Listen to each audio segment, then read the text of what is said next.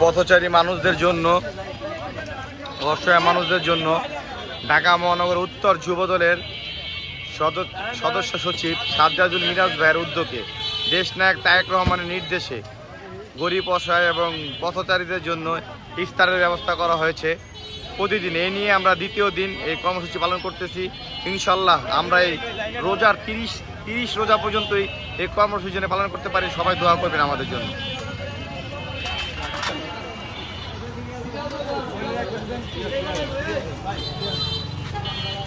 গরিব, অসহায় মানুষের মাঝে, সাধারণ মানুষের মাঝে দেশ নায়ক জনাব তারেক রহমানের নির্দেশে আমাদের সাধারণ মানুষদের মধ্যে রোজাদার মানুষদের ইফতারি করাচ্ছি।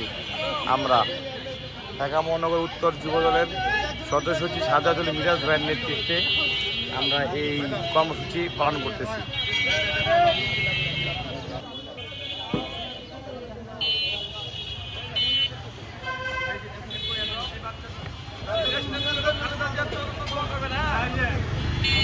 হ্যাঁ ভাই, হ্যালো হ্যালো হ্যালো,